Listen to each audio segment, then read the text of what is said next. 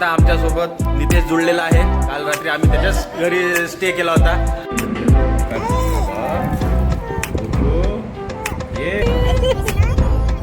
आज आम्ही पोहोचलेलो आहे आमच्या डेस्टिनेशनवर, जे आहे नाणेघाट, त्या रिव्हर्स वॉटरफॉल।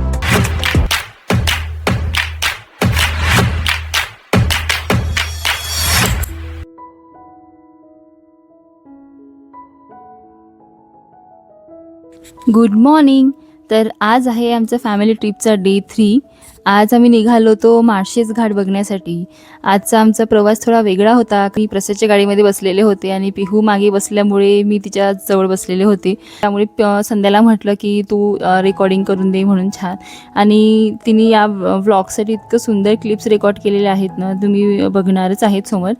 हे सगळे जे क्लिप्स आहेत ते सगळे संध्याने रेकॉर्ड केलेले आहेत। संध्याने खरंच खूप छान रेकॉर्डिंग केलेली आहेत आणि त्यासाठी खूप खूप थँक्यू सो मच संध्या।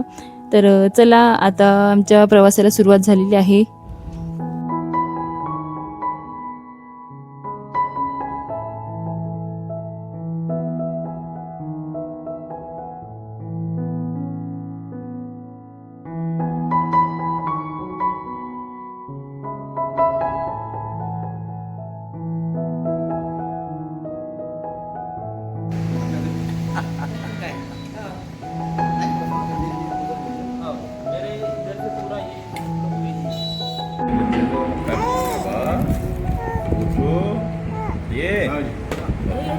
तिकट आहे पप्पा।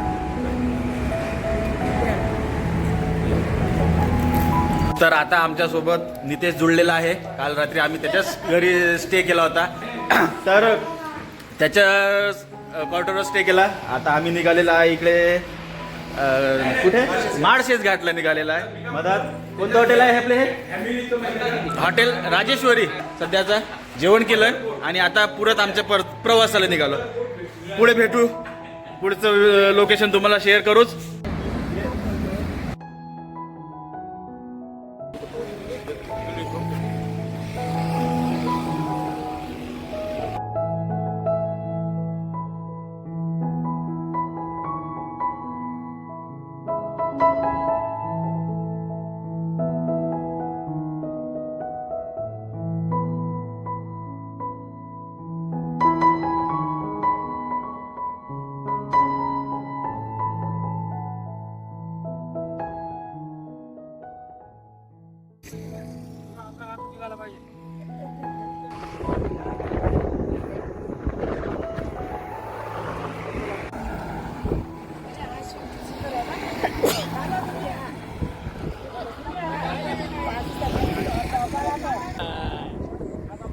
कुठे आली पिल्लू?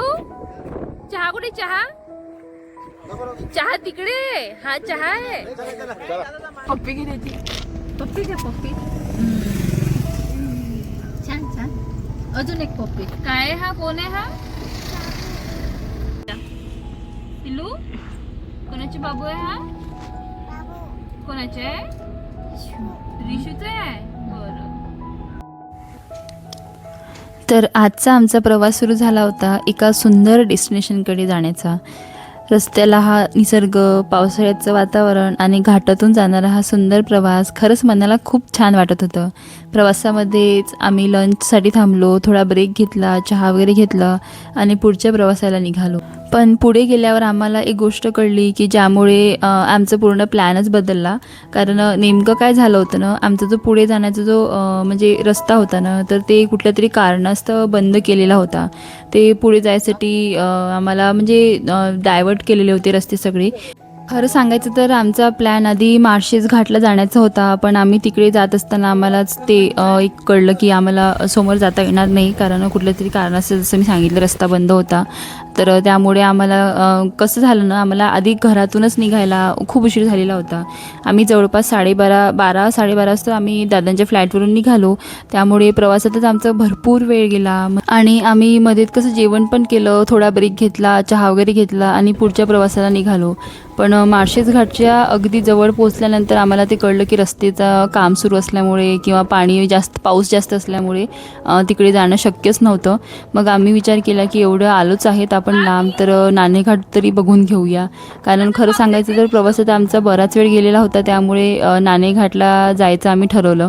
तर तुम्ही स्क्रीनवर जे टायमिंग पाहत असाल ना, तर ते आम्ही मोबाईलचे गुगल लोकेशनमधून घेतलेले आहे. कारण आपल्याला प्रत्येक ठिकाणी नेमकं किती वाजता पोहोचलो हे लक्षात राहतच असं नाही, पण गुगल लोकेशनमुळे आपल्याला अगदी ॲक्युरेट टायमिंग समजून जातं. आणि त्यामुळे या व्लॉगमध्ये मी ते टायमिंग्स तुम्हाला स्क्रीनवर दाखवले आहेत, म्हणजे आपल्याला पूर्ण प्रवासाचा अंदाज येईल की कुठल्या वेळेला आपण कुठे पोहोचलो होतो. आम्ही नाणेघाटला पोहोचेपर्यंत जवळपास 5:30 वाजलेले होते आणि तिथे पोहोचल्यावर तर धुकं इतकं वाढलेलं होतं ना, तुम्ही बघू शकता व्हिडिओमध्ये. इतकं भयंकर धुकं वाढलेलं होतं, त्यामुळे सुरुवातीला आम्हालाही थोडा प्रश्न पडला होता की जायचं की नाही जायचं. नंतर आज आम्ही पोहोचलेलो आहे आमच्या डेस्टिनेशनवर, जे आहे नाणेघाट. जिथे आहे रिव्हर्स वॉटरफॉल, तो सुद्धा दाखवणार आहे. तोपर्यंत स्टे ट्यून. जसं तुम्ही ऐकलंच ना, यांची नाणेघाटला जाण्याची खूप दिवसापासून इच्छा होती. कारण याआधी पण आम्ही पुण्याला आलो होतो, तेव्हाही नाणेघाट जायचं आमचं ठरलेलं होतं, पण काही कारणास्तव तेव्हा आम्हाला नाणेघाटला जाता आलं नाही. आणि यावेळेस तर आम्ही नाणेघाटच्या जवळपासच होतो, त्यामुळे म्हटलं लांबच आलेलो आहोत तर हे डेस्टिनेशन तरी करूनच घेऊया. तर तिथे पोचलो तेव्हा गर्दी फारशी नव्हती आणि धुकं खूप वाढलेलं होतं, कारण टाईम भरपूर झालेला होता. त्यामुळे सुरुवातीला थोडं मनात आलं की जायचं की नाही जायचं, पण शेवटी म्हटलं चला पुढे जाऊन बघूया.